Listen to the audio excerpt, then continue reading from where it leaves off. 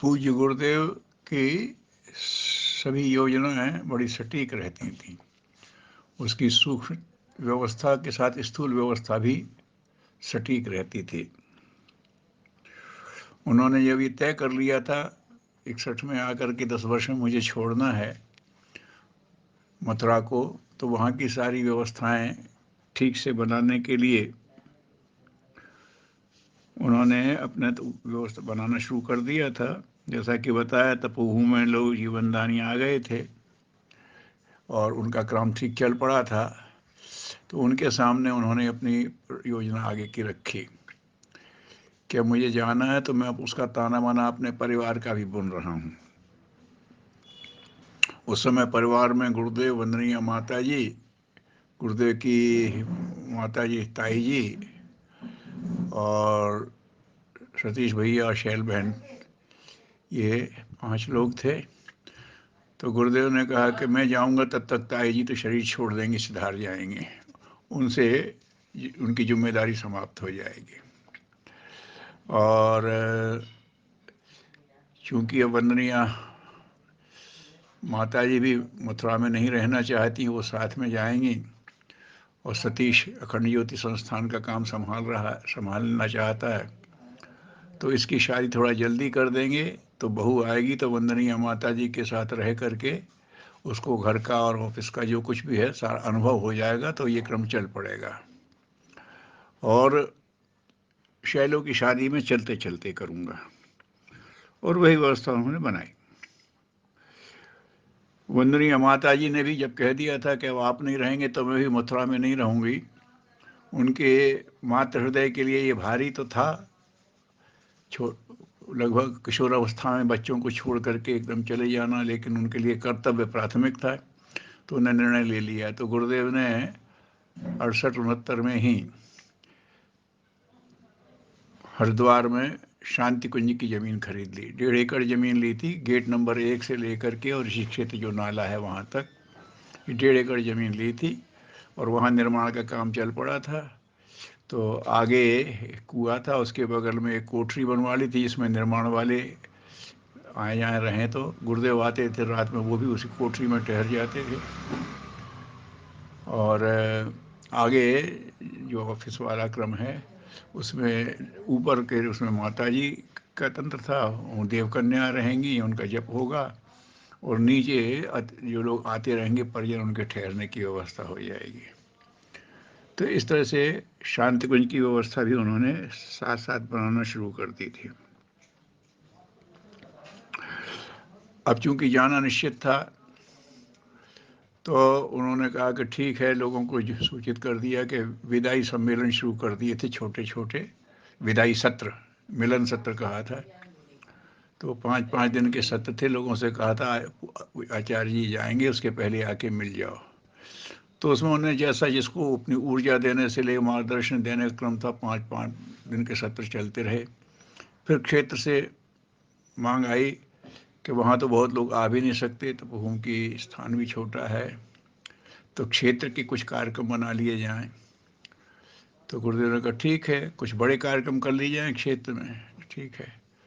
तो अपने आप बोले क्या 1000 कुंडी यज्ञ कर लिए जाएं कुछ। अब 1000 कुंडी यज्ञ के मामले में तो उस समय तक कल्पना ये थी कि 58 का यज्ञ तो आचार्य जी ने कर लिया, सो कर लिया, और कौन कर सकता है। तो कैसा हो सके तो देख लीजिए। बोले ठीक है, करते हैं।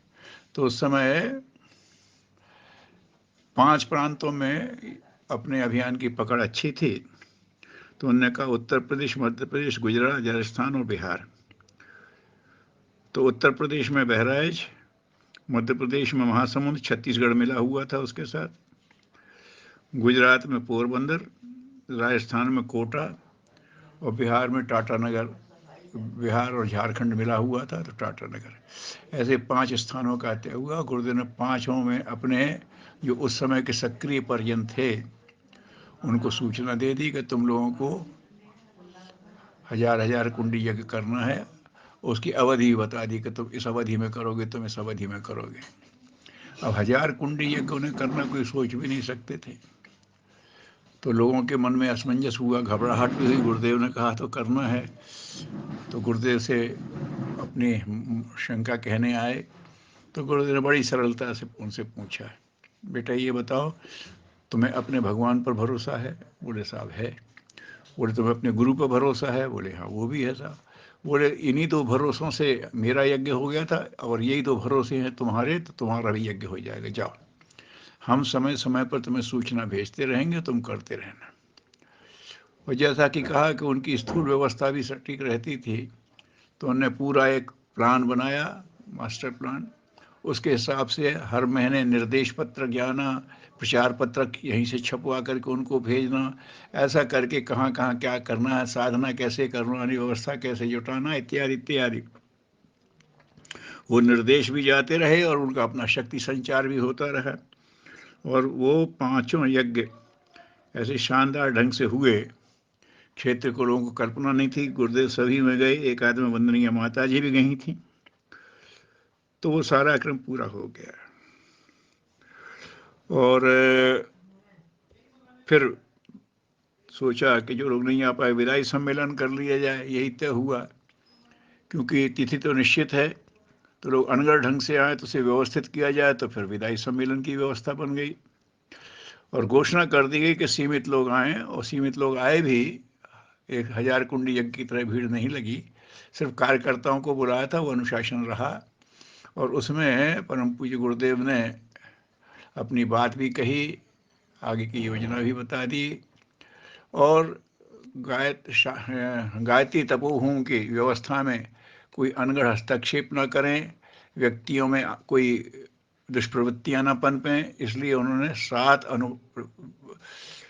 प्रतिबंध कह दो, अनुबंध कह दो, वो लागू कर दिए थे। वो लोक सेवियों के लिए दिशाधारा उसमें पुस्तक में है, लोक सेवियों के लिए अनुशासन उसमें दिए हुए हैं। अभी भी हमारे लिए वो सटीक है। तो ऐसा करके और उन्होंने वहाँ से चलने की व्यवस्था बनाई। 16 से शुरू हुआ था, 20 को वहाँ से विदाई ली उन्होंने, और 20 की रात में 21 को सवेरे 1 बजे के करीब शांति कुंज आ गए थे। शांति कुंज 10 दिन रुके, फिर 21 से लेके और 30 तक, और 1 जुलाई को उन्होंने छोड़ दिया। इस बीच में बहुत काम थे। वहाँ की स्थूल व्यवस्था, जो कानूनी पूर्ति होना थी, वो शहर जा कर के वो भी करना। और उसी के बीच में उन्होंने जाते हुए लोगों के लिए संदेश दिए थे, सभी वर्गों के लिए, अलग अलग व्यक्तियों के लिए क्या होना चाहिए। काफ़ी बड़ी मात्रा में, शायद 25-30 संदेश ऐसे उन्हें रिकॉर्ड करवाए थे। बड़ी व्यस्तता थी, ये आते थे 20-20 मिनट के, 25-25 मिनट के। 2 लोगों की यही ड्यूटी थी कि वो आए तो उसको करें। तो जो उतने ही समय में निर्धारित जितने का शाम पूरे करके, और फिर उन्होंने माता जी को शांति कुंज में स्थापित कर दिया। और 1 जुलाई को सवेरे वो हिमालय चले गए। और फिर वो कहाँ रहे, कितने रहे, लेकिन जितना उनका समय था उनने वहाँ बिताया। तो ये भी एक बहुत महत्वपूर्ण मोड़ था गुरुदेव का, वो 10 वर्ष का कार्यकाल, मथुरा को छोड़ना, शांति कुंज की स्थापना करना और पुनः हिमालय जाना। ओम शांति।